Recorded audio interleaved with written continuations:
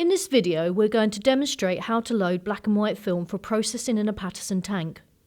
It should be noted that, because the exposed film is light sensitive, the following procedure has to be done in complete darkness until the reels are safely secured into the light-tight development tank.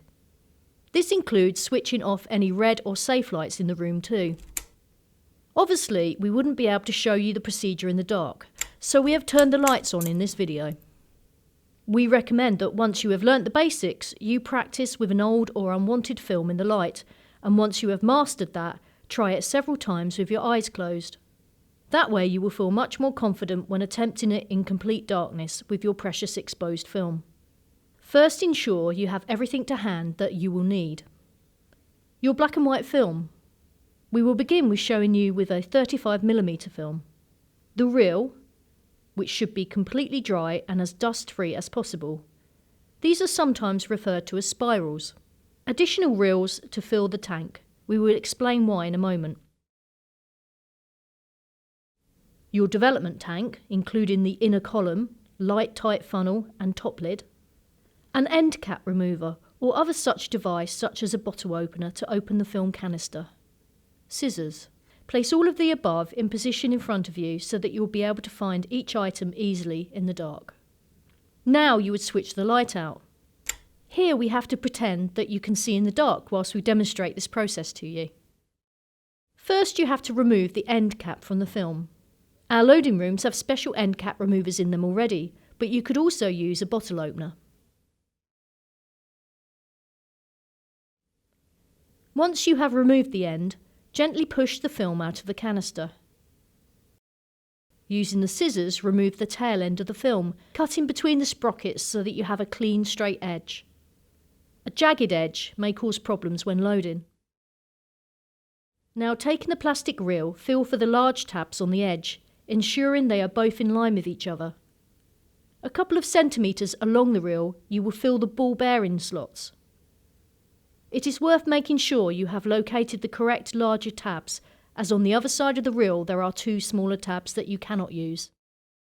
Feed the end of the film into the groove just under the tabs. It can sometimes make it easier if you gently push the edges of the film to make the end straighter and more rigid. It is fairly hard to load the film against the natural curl of the film, but it is worth mentioning at this point to make sure you aren't struggling to do that. The film should be loading from the top of the spool. With the film emulsion side down, it also protects the film from finger marks and scratches too. Push the film gently a quarter of the way around the reel. At this point, the ball bearings should have caught with the sprockets to help advance the film onto the reel. Place your thumbs over the larger tabs, thus ensuring the film remains in place behind them, and rotate one side of the reel away from you, before then rotating it back towards you. Keep repeating this.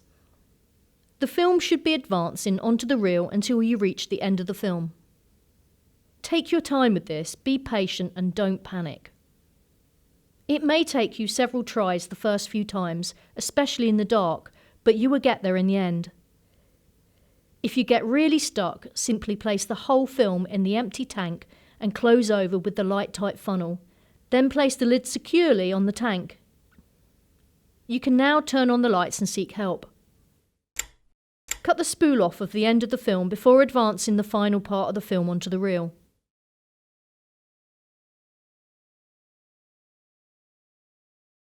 Now you are ready to put the film into the tank. Push the reel onto the inner column followed by the spare reel. Obviously, if you had another film to process, this spare reel could be loaded with that. However, the spare reel is added at this point to keep the first reel in place in the tank regardless. Place the reels inside the tank, ensuring they sit flat. Now place the light-tight funnel on top and turn it until it snaps into place. Do double check this is secure, as if it isn't, your film could easily be fogged and ruined. Finally, fit the top lid in place until you are ready to add the chemistry and process your film. You can now turn the light on again. Now let's look at loading 120mm film. Gripping the reel firmly, rotate the right hand side clockwise and then pull apart. You will notice two notches of different sizes on the left hand half of the reel and two inserts, again of different sizes, on the right half of the reel. Matching the corresponding sizes, you can slide the two halves together. The right-hand half also has 3 grooves in it.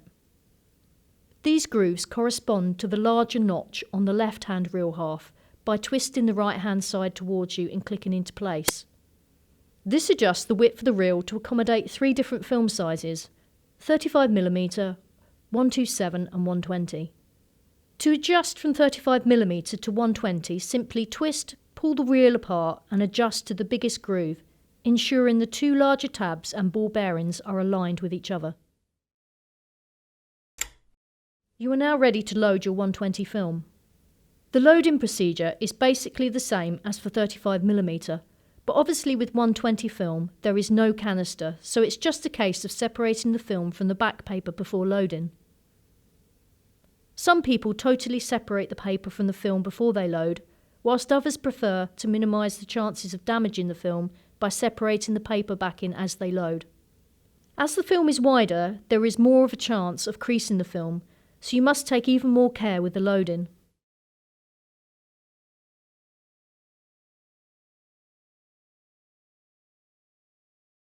Either way, you will still need to cut off the spool end before loading the final part of the film.